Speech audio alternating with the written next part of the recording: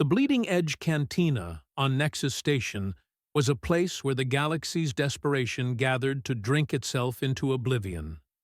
The air here was always thick, a suffocating cocktail of proprietary atmospheric mixtures designed to keep a dozen different species breathing while they slowly poisoned themselves. Bioluminescent fungi clung to the walls, casting a sickly green pallor over the patrons. Tentacled Nexari, chittering Chedini, and gaseous ethereals floating in containment suits near the ceiling. It's a scene replayed across history, from the dusty saloons of the American West to the neon-drenched spaceports of the future.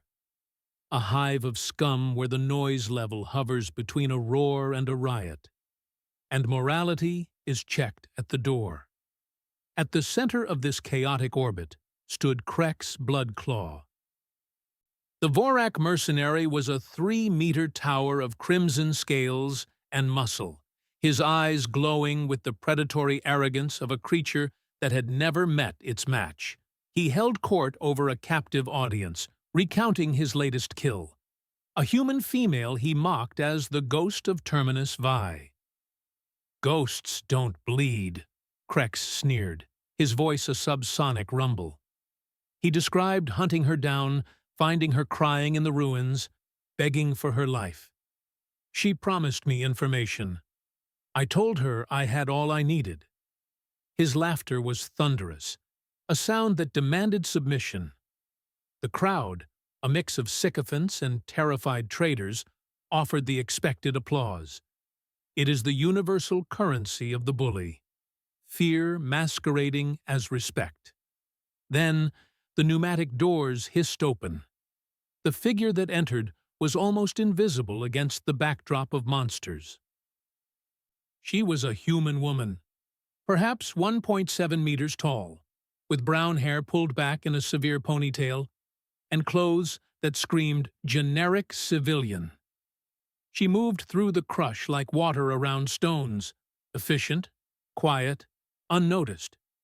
She took a stool at the far end of the bar. "Terran whiskey," she told Zeph, the multi-tentacled bartender. "Whatever hasn't been cut with antifreeze." Zeph warned her of the danger, but Vera Martinez just nodded, accepting the glass. But in a room like this, anonymity is a fragile shield. Krex's enhanced hearing picked up the order. A Terran, a Deathworlder, a prize. "Well, well," Krex boomed, silence rippling outward from him like a shockwave. "A genuine Terran. Tell me, little human, have you heard the tales of Krex Bloodclaw?" Vera turned, her expression one of mild, detached interest, as if she were watching a mediocre street performer. "Can't say that I have." The dismissal hit the Vorak harder than a fist. His scales darkened. He began to list his kills, soldiers, colonists, pirates, painting a graphic picture of their fear. He was trying to evoke terror, to reclaim the spotlight. But Vera just sipped her whiskey, unmoved. When he finished his crescendo of violence, she set her glass down with a deliberate clink. "That's quite a collection," she said, her voice conversational yet cutting through the silence. "I'm curious, though. Did any of them walk away?" The question hung in the air, heavy and dangerous. The ambient hum of the station seemed to vanish. Krex snarled, his pride wounded.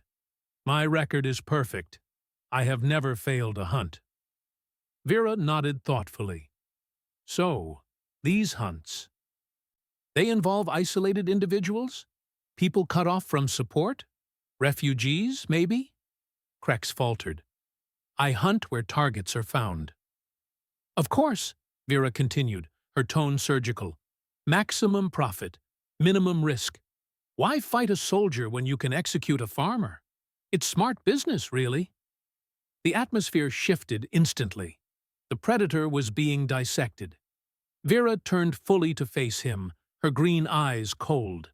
She deconstructed his entire existence.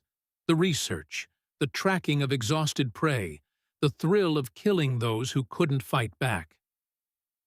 "The scary part isn't that you kill them," she said softly. "It's that you've convinced yourself it makes you a warrior." Krex roared, a desperate attempt to regain control. "I am Krex Bloodclaw. I have killed more of your kind than you can imagine." "There is a difference between a hunter and an executioner," Vera replied, swirling her drink. "A hunter faces prey that can fight back. Which one are you, Krex?" The Vorak froze. He had no answer. "I'm Vera Martinez," she said, addressing the room. "Formerly Gunnery Sergeant Martinez, Colonial Marine Corps. 12 years active duty. Survival instructor on Titan." The revelation hit the room like a physical blow. Patrons recoiled. Murphy, a freight captain in the corner, gripped his drink. They were in the presence of a true apex predator. "The thing about hunting Deathworlders," Vera said, her voice taking on a terrifying educational cadence, "is that we hunt back. Real engagement isn't about cornering a crying girl. It's about me tracking you for 3 days, using tactics your species hasn't even invented yet." She gestured with her glass. "From here, I see 43 items I could weaponize. The environmental controls, the gravity generators, this glass."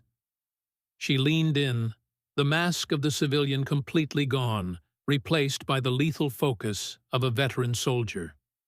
"When you ask if any of your targets walked away, you're really asking if you've ever faced anyone dangerous. We both know the answer." Krex was shaking now, his legendary composure shattered by the simple weight of truth. He was a fraud, and he knew it. Vera finished her drink, placed a credit chip on the bar, and stood up. "Keep the change, Z." She walked to the door, pausing only once to look back at the broken giant. "You know the real difference between a hunter and prey?" she asked. "Prey runs. Hunters don't have to." She stepped out into the corridor, the door hissing shut behind her, leaving the cantina in a silence that was absolute. Krex remained seated, staring at the table, destroyed not by a weapon, but by a reality check he would never recover from. He had finally met a human who hunted back.